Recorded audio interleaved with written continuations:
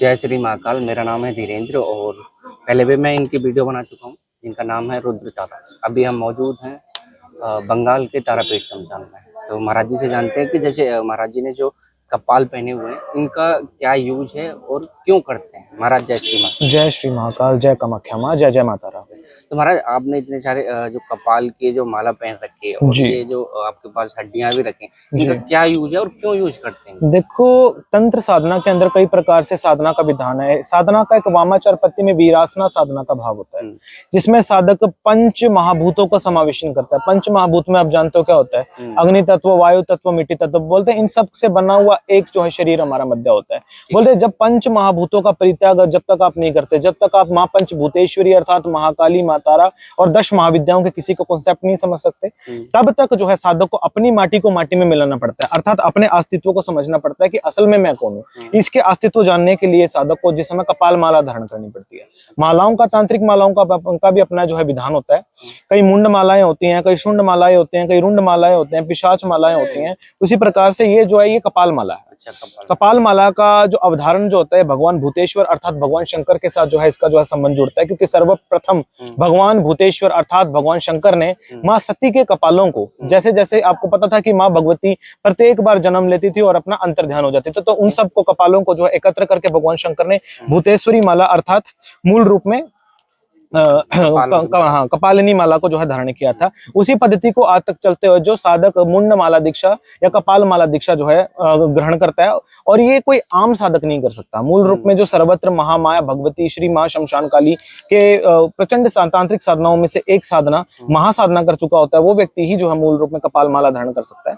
अन्यथा हर किसी को इसका अधिकार नहीं होता। कपाल माला धारण करने से पूर्व कपाल माला की दीक्षा होती है विधिवत अनुसार। सर्वप्रथम भूतेश्वर शंकर की दीक्षा होती है, उसके उपरांत साधक इसको आरूढ़ करके साक्षात ब्रह्मेश्वरी महामाया भगवती श्री काली को, तारा को, भुवनेश्वरी को, किसी को भी सिद्ध कर सकता है। तो इस माला का विधान ये होता है। अच्छा, और ये कहा जाता है जैसे ये जो कपाल है इसको पहले सिद्ध किया जाता है। जी, सिद्ध तो करना नहीं वाला। मतलब क्या कैसे सिद्ध करते हैं, क्या फिर इसका यूज है? देखो, सिद्ध करने के कई प्रकार से विधान होते हैं। देखो, जो ये कपाल होता है किसी न किसी मनुष्य का होता है। हर इंसान का कपाल जो है तंत्र साधना में यूज नहीं होता।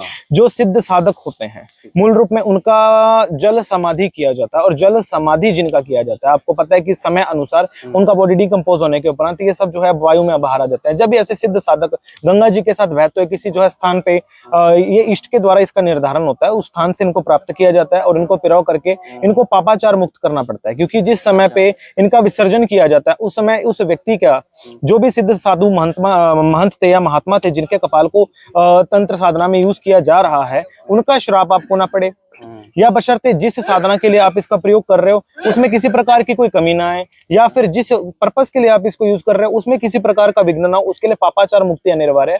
उसके बाद पापाचार मुक्ति करने के उपरांत इसका शापोद्वार, इसका पापोद्वार, उसके उपरांत इनका महाभिषेक करना पड़ता है। उसके उपरांत जाकर के इनको जो है माला संस्कार और नरमुंड संस्कार इनका होता है। नरमुंड संस्कार के उपरांत फिर जाकर के इनको कपाल माला में धारण करवाया जाता है। ये सब साधनाएं गुरु अंतर्गत ही होती हैं, तो कोई भी व्यक्ति इस प्रकार के कार्य ना करे। हमारी जो है जनता से बार बार जो है इसकी बोला है कि नरमुंड माला, ठीक है, तो नरमुंड जो होता है उसका क्या यूज है? देखो, कपाल माला अलग है, नरमुंड माला अलग है। नरमुंड माला आप जैसे देखते हो,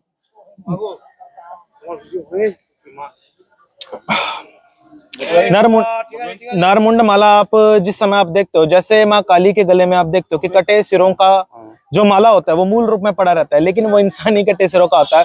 वो उन व्यक्तियों का जो माला है मूल रूप में पड़ा रहता है जो मूल रूप में जो युद्ध के अंदर जो राक्षस थे जो मारे गए थे, वो माँ काली के गले में पड़ा रहता है। ऐसे एक इतिहास हमें और जो है देखने में मिलता है कि एक राजा ने ओरिजिनल नरमुंड की माला माँ काली को चढ़ाई थी। आप गूगल में सर्च कर सकते हैं। उन्होंने क्या कि उन्होंने कटे सिरों की माला को मूल रूप में गले के अंदर जो है धार के माँ को शत्रु स्वरूप में जो है धारण करवाया था। उसी प्रकार से जो कपाल माला होती है वो कपाल माला इसको कहा जाता है। नरमुंड की माला जो होती है वो मूल रूप में तो कटे शिरों की माला होती है, लेकिन आज के समय में ये संभव ही नहीं है कि कोई साधक नरमुंड की माला का जो है ध्यान कर रहा होता है। तो साक्षात भूतेश्वरी महामाया के उसमें होता है। कपाल माला बहुत ही उच्च कोटि के जो साधक हैं या आज के समय बहुत कम जो है इस समय पे व्याप्त हैं, वो जो है इसका ध्यान कर सकते हैं। ठीक है महाराज, तो ये हो गया आपका जैसे कपाल के ऊपर हो गया, ठीक है। तो और बात करेंगे हम, और भी जो स्टोरी है उसके ऊपर बात करेंगे। अभी इस वीडियो को हम यहीं समापन करते हैं। जब तक के लिए जय श्री कृष्णा, जय माता। जय माता। बंद।